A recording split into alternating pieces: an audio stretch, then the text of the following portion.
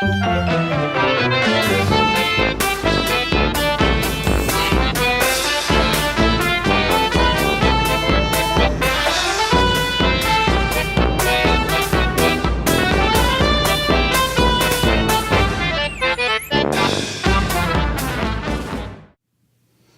friends. Welcome. Good day. Uncle Sugar's Magic Circus. Hiya, Sal. How you doing, Keith? Peachy. So here we got a letter. Got another letter. They're coming in like it's like Santa Claus in my house. I need a bulldozer to keep up. It's crazy. So anyway, I got a letter today from a woman named Caitlin Alvarez in San Diego, California. Caitlin wants to know, how does intel work in the Marine Corps? Yeah. And that's kind of a broad question. Sure. But if you think about the Marines, you don't think about intel. You think about the little guys in the boats, John Wayne. Yut. Yeah, but we don't think about that. So I think it's an excellent question. So we're going to answer your question today, Caitlin. Absolutely. And to do that, I thought, why not invite to our show today a very good friend of mine, Lieutenant Colonel AJ Derryberry. AJ stands for Arturo Javier Derryberry. That's right. A magical name. I'm a mutt. Yes, you are a mutt. AJ comes to us from a number of different places in the Marine Corps, most of them intel. Your first job was as a ground intel officer. You did time as an LAR platoon commander. That's right. Mm-hmm. You took a tactical fusion center out to Iraq. You did tours at the NSA. You worked from the tactical level all the way to the strategic level, working now at MCIA, or the Marine Corps Intelligence Activity, which is the service level component for intel. So if anybody can answer this question about what is intel in the Marine Corps and how does it work, it'd be this guy. Well, good. He's wicked smart. Buckle your seatbelt, Caitlin. Here we go. So AJ, if you wouldn't mind telling us a little bit about the structure of how Marine Corps intel works. Let me start with this. It's taken me 17 plus years to figure that out. Okay, so I'm still working on it, but I have learned a lot. And typically, what I do is I put it in general terms for everyone to understand, because we all base it on this thing called IPB or IPOE, Intelligence Preparation of the Operating Environment. It's this framework. It's this cycle we all use. It gets us ready for combat. Period. But it also gets us ready for things like going to IKEA on the weekend. So this is how I tell my aunt or my tia what IPOE is, what intel is, and there's a couple things that it entails. Number one is we're going to IKEA on Saturday. We got a lot to buy, so we got to prep, right? So we look up the information we need to get this done, to accomplish the mission. One of the things we got to do is we got to mitigate uncertainty. I need to erase any doubt from us being able to move forward, right? That's hard to do. It's hard to do in an IKEA. That's fair. That's fair. It's hard to move forward in an IKEA. I get lost in IKEA. I don't know why they don't have shortcuts, right? Why can't I go from the beds to the couches? No, this is set up like Las Vegas. They don't want you to leave. I don't like that. I don't like that at all. But if you introduce other things that we call in the military, friction, right? Like maybe my wife wants to also go to Bed Bath & Beyond. I don't know if there's going to be enough That's time. friction. Yeah. That's friction. I really don't. It's true. I also need to know, hey, is the farmer's market today? Because I might have to take a right instead of a left, or I might have to do the expressway instead of downtown. So all these things are considerations. So for just the general audience, doing IPOE or Intel Prep of the Battle Space it's when you get on Google Maps and you plan out the route initially. And then you get the red, you get the yellow, you get the green. And you make a decision. More often than not, Google makes the decision for you. But let's be honest, sometimes Google's wrong. And then it's checking things like, is there a parade this weekend? Is there, some crazy thing going on that's going to cause traffic to be way backed up? Protests. At worst riots. But Sure. the point is, you need to know what's going on out there in the world before you embark on a mission, whatever it is. And so you gather the information required, and then you make a decision. And that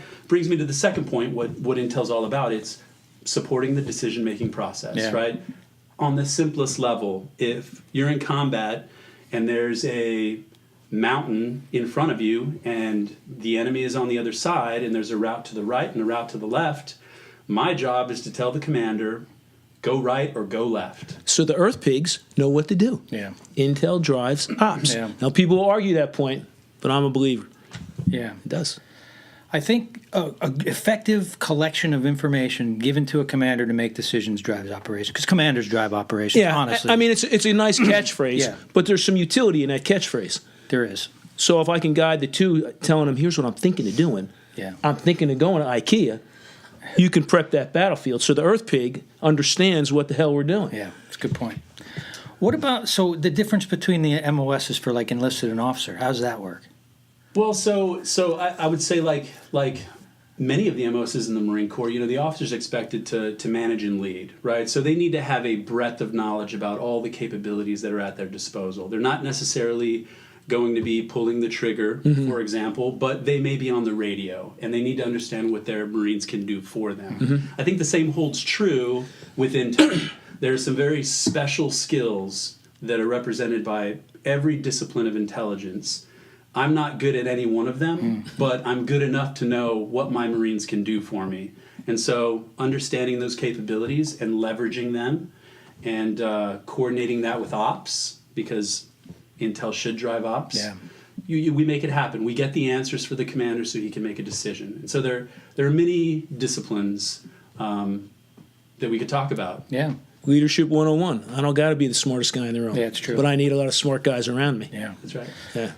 But it's my understanding that in the enlisted ranks, they're very specialized, and they start out very specialized, and then they sort of work towards generalization over time. Whereas in the officer ranks, you generally tend to start more general and get more specific over time. Is that true, or is it the other way around? Well, so I don't want to get into Marine Corps intel history, even though it's fascinating to me. But there was an intel reformation at one point in the Marine Corps where we wanted to make officers that were good at certain specialties, or I should say, good enough at certain specialties that they could get good at those things. So, like a human intelligence officer. At one point we made a specialty that allowed officers to do human intelligence, but very quickly, as they progressed on, they became managers of that capability, and then ultimately became what we call MAGTF intel officers, or just another way of saying a well-rounded Marine intel officer that understood all capabilities. And a MAGTF is a Marine Air Ground Task Force. So it's a task force that's comprised of a number of different capabilities put together for a specific mission. Yeah, right?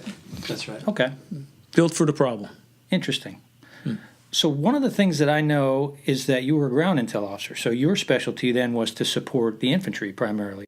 And in that role is how you ended up finding yourself being an LAR platoon commander. That's right. Okay. Yeah. And so there was a time in the early 2000s when there was a need for infantry officers, light armored reconnaissance officers, reconnaissance officers also. And so there was this glut for a period of time of 0203s or ground intel officers, and they would then fill those roles. I was one such officer. There was a need at a light armored reconnaissance battalion, and I did some good work for a good leader, and that leader got me to an LAR battalion. Nice. Or a light armored reconnaissance battalion. Where, and we always kill an animal at least once on this show, every episode, right? Where I understand you had a run-in with one of your Marines, brought some local cuisine for you to sample. Okay, yes. So, yes, true, but it wasn't a brutal act. It was fair. It was equitable. It was respectful. It's a jury trial. Yeah. He had it coming to him. Yeah. So the story goes something like this. My Marines at one point got tired of MREs, as they are prone to do on long deployments. And on one particular day, one of my Marines returned from a patrol holding a goat. And I asked him, I said, what are you doing? And he said, I want to eat a goat because I don't want, what was the chicken? General Chow's chicken. Chicken and rice. Chicken a la king. Jack chicken, whatever. Chicken a la king. I'm telling you right now, it's a bag of puke. You cannot convince me to say that was not a bag of vomit. Sealed, shipped downrange, ready to go. Everybody probably knows MRE is a meal ready to eat. It's the prepackaged food products that we take to combat with it, but they get old very quickly. He reached his wit's end. Short road. But I challenged it because I thought, we're in another country. Like, that is not your goat. You probably didn't go to the local butcher to pick up a live goat. Yeah. But he informed me, he said, I bought it. And I said, how? With money. I said, what money? He said, US dollars. I said, does that work here? He said, he said it's better than what they have now. He was very happy, and that he would be able to use it to get his couch back. So the goat arrived. The goat arrived. It was here. Lucky for us, we had some local partner nation forces with us, who essentially took it off of our hands, which I was glad to accommodate. I didn't want, quote unquote, goat blood on my hands. So the local partisans, they prepared a goat for us, and we ate goat. And I got some pictures of that, actually. Yeah, we'll put those up, and we'll keep those I'll show you. between us. Long story short, I ate the goat. We commiserated with the locals. It was fantastic. We built rapport. It was good. It ended up paying dividends in the end. But the next day, I was on an IV because I had gotten Saddam's revenge. Saddam's revenge. Nice. This happens with undercooked meat in foreign countries. You haven't ever experienced that, have you? Coming out of Thailand, I was convinced I was going to die. I passed out in the head. I woke up with IV stuck in my arms. Oh, yeah. Yeah. Awful. I can relate. So, awkward transitions aside, I would like to take this down a different path, because you talked about the local population and the Indige folks, and you and I had some experiences together working with folks down in Haiti after the earthquake in 2010, and I thought maybe we could talk about that a little bit, because one of the things that we think about in Intel all the time is combat, and there's movies and there's all kinds of things that you can talk about that we've all probably seen something to do with combat and Intel. But not too many people talk about how Intel supports a humanitarian assistance operation, like something that happened in Haiti in 2010. It was a massive earthquake, over 200,000 people killed, buildings collapsed. It was a really awful thing. And we were on the MEU that responded to that event. And AJ did some really interesting work there. I know you got a couple cool stories about some stuff that happened while we were down there. I do. So full disclosure, there's... one documentary, or because we did the Geospatial Revolution thing with Penn State University. I also did a BBC interview. Because as it turns out, what we did on the MEU was pretty groundbreaking when it came to leveraging open source intelligence, which today is ever present. It's all around us, but this was sort of the beginning of making use of that to, as I mentioned earlier, drive operations. And one of the I would say probably common things about Haiti is what you have in Haiti is the poorest country in the Western Hemisphere, bar none. Yet, when we walked the ground, it was readily apparent that just about everyone had a cell phone. Isn't that amazing? And it was on. They were on. They wherever were you go. They were working. Yeah. In fact, there were charging stations because the priority for the locals was to be connected, right? And you can say that about anybody in the world these days. Yeah, modern society. People these days are talking about how there is perhaps an addiction to that connection, right? That being online, connected, networked.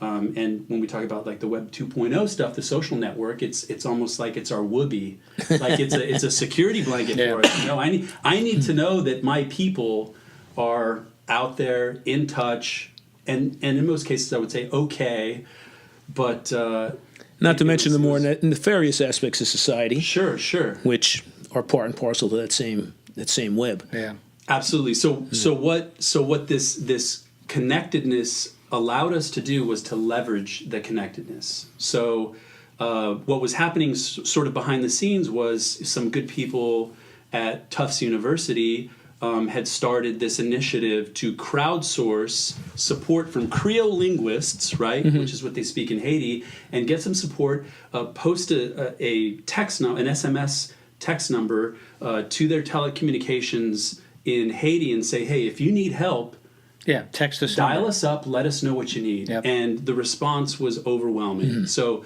what we needed to do our work as Intel people was data. And the data flooded in because by virtue of everyone having connection.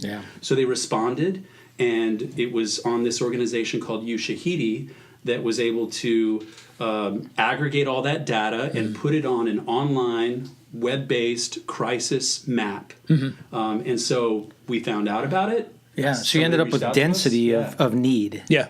You know, a map that shows you where the greatest concentrations of people asking for help were and where there were less.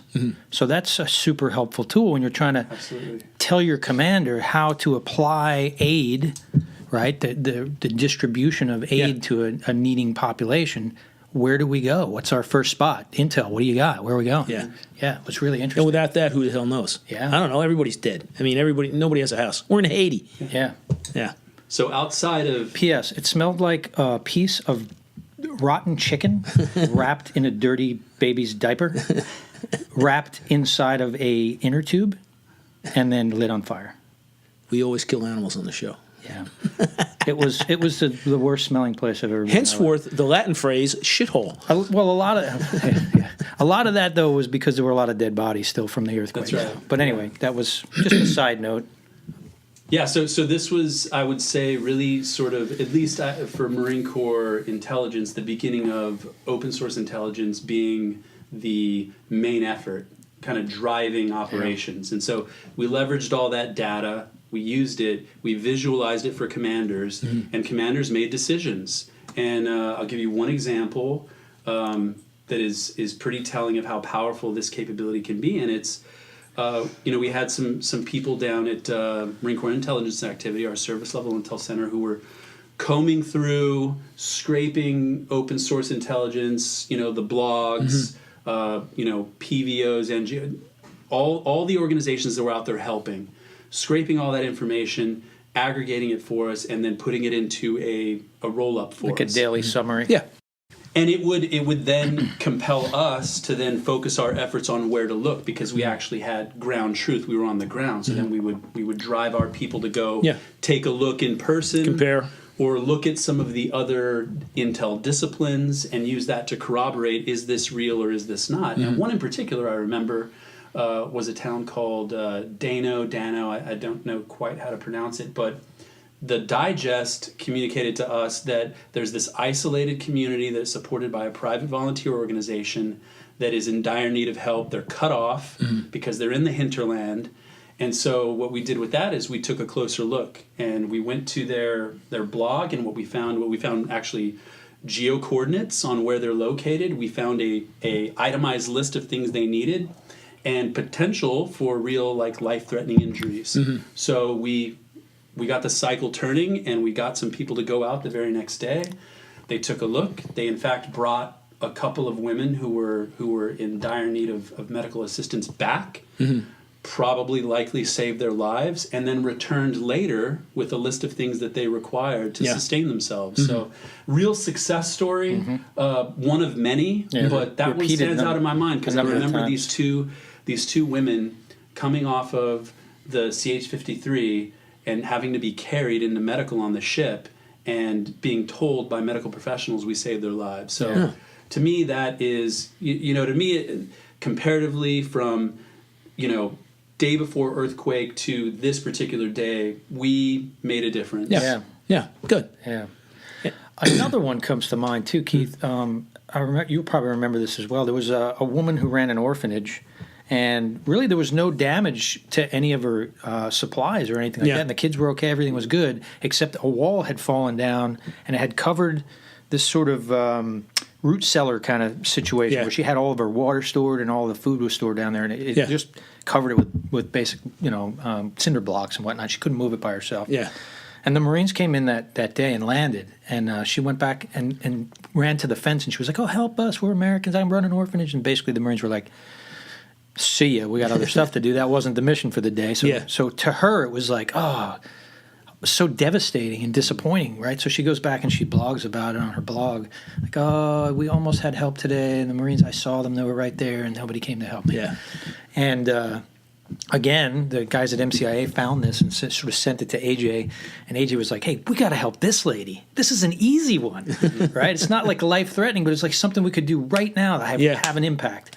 And that's exactly what happened. AJ went and talked to the ops guys and got something set up for the next day's cycle, and boom, they sent some guys out there and they moved all the stuff off and she's back on that night blogging about how wonderful the Marines are. And, it was just another little.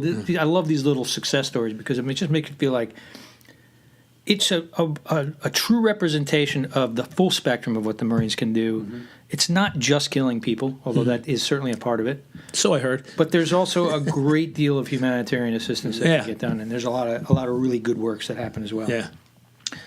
Interesting. So Haiti was an interesting place. Mm-hmm. Why don't you tell us about some of the observations that we had about the society, and then finally what the chaps handed us on that magical day? Okay. Let me start with this. I wrote a stream of consciousness email after, how many information summaries did we do? 70 something information summaries with like all the ints, and well received at Southern Command. Southern Command called your work the gold star of intel summaries. That was a quote. No, that was to you, and it was the gold standard. Yeah, that was your work, though. Yeah. You can put that on the refrigerator at home. Team effort. There's a plaque behind me that says, to the gold standard. Exactly. Says, to the intelligence officer of the century. That's me. That's it, yeah. You couldn't have done it without us. And it's true. Anyway, it's good, but, we loved each other, so it all worked out. We jest. All right, so this is a little bit soapboxy, but it's sort of a root cause, I think, of the Haiti situation. So we showed up, our chaps went out, and he went on an aerial recce flight to just kind of take a look. And he came back with this photo that I thought was striking in its message, because it said everything you needed to know about Haiti circa 2010. Probably everything about Haiti since the 90s and even to this day. The 1890s. Yeah. Well, I can't remember when the French left, but either way, post-colonial era Haiti is what it is now because of what happened during the colonial era. Anyways, he brought this back, and I remember reading it and thinking initially, okay, yeah, that's what we're doing. But when I looked a little bit deeper and sort of analyzed it, I understood what really was going on in Haiti. And what we got back, and it's actually on your wall right there, Sal. I know. I'm going to show. I'll put it up. It's what we call a ground-to-air signal, and it's large rocks spelling out "We want something." And as Chaps recounts it to us, there were some people that spelled it out. For some reason, God knows, they knew that something was coming. They'd seen it before, and the message read, "We want something. We want something." So when you unpack that, right, it says a couple things. Number one, it says, to me, why doesn't it say we need X? Beer. Right? Whatever it right? is. So, what is it that you need? Yeah. We'll bring they're it not asking us what they need, or they're not telling us what they need. They're telling us they just want whatever. Yeah. The second thing it tells me is because the fact that they're asking that they just want something, which is to say anything, that there's this culture of dependency in Haiti, this nation of NGOs and PVOs, where there's always free stuff. Yeah. So to absolutely. me, what that message said is, we know free stuff's coming. Just give us some. We're in a bad way. Yeah.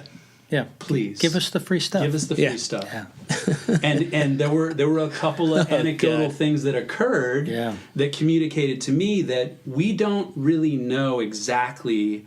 And I'm speaking from my perspective, because I certainly total respect to NGOs, the medical professionals out there, the sanitation people. They know probably really well exactly what they need. But the point is that the Haitians weren't asking for what they need. Yeah. They just wanted stuff. Something. Yeah, they Stuff. wanted something. It doesn't matter, right? Yeah. And so there's a couple little anecdotes. I'll share one. I think you've got one. But one anecdote is we distributed rations initially, right? The humanitarian rations. That's always the first thing. Always the first thing. Yeah. So the initial thought is, look, they've been devastated. Infrastructure is down.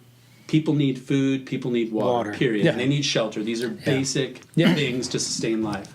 Well, there's a picture, granted anecdotal, but there's a picture of somewhere, I'm still looking for it, a pile of rations that are opened and dumped out into a pile, Yeah. discarded, and a little girl walking away with one of the bags that holds the rations, and it's made into a backpack, and she's walking away, and she's got some of her like personal belongings. Yeah.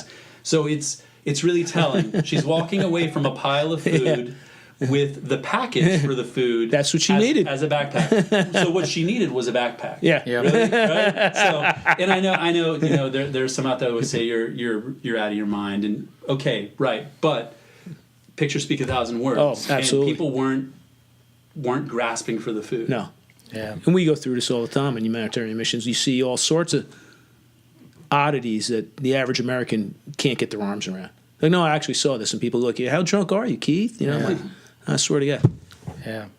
Well, and there's examples after examples, and it got to a point after about 4 months into the deployment where we realized, like, this is a never-ending well that we're throwing things in. It's Haiti. It's not going to get better. Because we started to see the ration show up on the market being sold. Mm-hmm.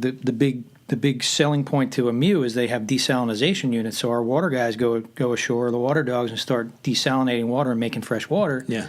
And so we start seeing people washing their cars. Mm-hmm. Like, Yeah. okay, your need is not that great if you're washing your cars with the water that we're producing for you. We started seeing, fully stocked shelves in the stores, and just there was a lot of little things that started to happen. The local farmers markets were selling rations, Yeah. military rations. Exactly. That's a And there's great- no way to turn the machine off once you Yeah. turn that machine on, unless somebody walks in and says, we're stopping on this day. Now there were some cool things, and this gets after the question about intel to the questionnaire.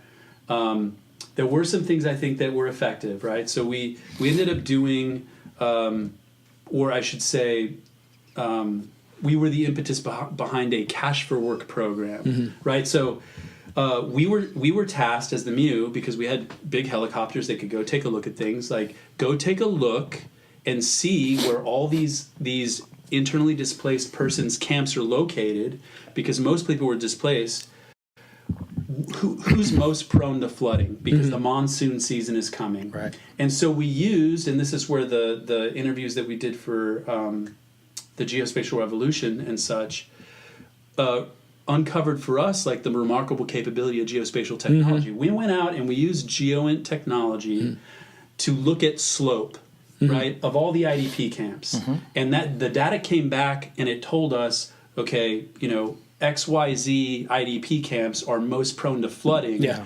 There's a need here to either A, move those camps to somewhere else on flatter ground or just with better runoff, or maybe perhaps there are some things we can do with, runoff, right, with some digging, Get the some engineers, irrigation, engineering, Yeah. so that we can make these places safe during monsoon season. And so what emerged from that was this cash for work program, Yeah. where now the locals who are just, used to just receiving free stuff are like, oh, if I dig this trench, you'll pay me.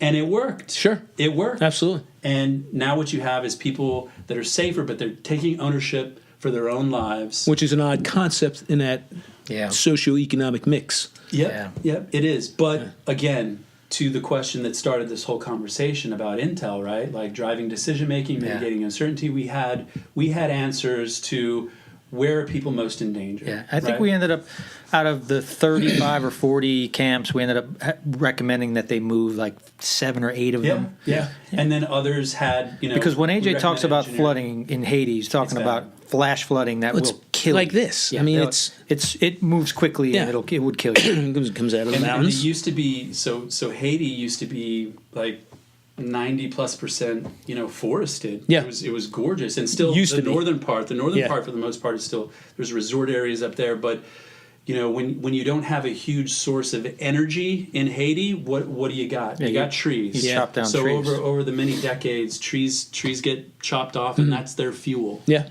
absolutely. And so you don't have that natural obstacle to erosion and runoff. Now you just have a lot of water and infertile ground. See that in a lot of places. See that in Africa, everywhere. Yeah. Yeah. So while we have said that it was a shithole, Yeah. I would just like to end with a quick story about the people. Because even though the place is a kind of horrible place, it's poverty-stricken. That's why there's so many NGOs down there. The need is so great, and it's so close to the United States. It's like an easy trip, and that's why it draws, I think, so many religious and other non-governmental organizations down there to try to help. But and part of it is because the people are just really genuinely nice people. And nothing really sort of resonated with me more than one time I did go ashore. I actually went ashore because my boss told me I was disconnected from what the realities on the ground. He said, go ashore and take a look and come back and tell me, what you think's really going on. And I did, and it was an eye-opener for me. But I was waiting for the helicopter to come pick us up and bring us back to the ship. Yeah. And we're surrounded with kids. Everywhere Marines go, they're surrounded with kids. You can't help it. They find us fascinating. And we give them candy. And we do. That's part of it.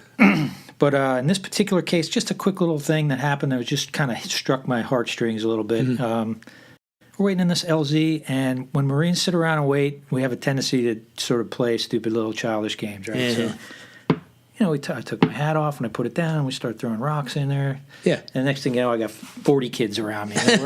We're all throwing rocks into the cover. And so for the next 40 minutes while I'm waiting for this helicopter to come pick me up and take me back to civilization, I sat there with kids who couldn't speak English. Yeah. And we just had a blast for 40 minutes trying to put rocks into a little hat. It was just so fun. And I remember telling Jill about this. There was this one little kid that just sometimes one guy will do it to you. He had one taped up crappy flip flop and one empty foot. There's just a foot. So he's one flip flop, and he's so poor. This poor little guy, Yeah. And I have no idea. Did this guy have parents, or we can't talk. We can't communicate. Yeah. And all I could do, like you said, give him a little candy, play a little game with him for 40 minutes, and maybe I made his life a little bit better. Yeah. And that I think is part of what we try to do as intel guys too, is just help the commander make a decision to help to try to make things better. Yeah. AJ, thank you very much for coming, buddy. The pleasure's all on this side of the table. AJ, thanks, buddy. Appreciate it.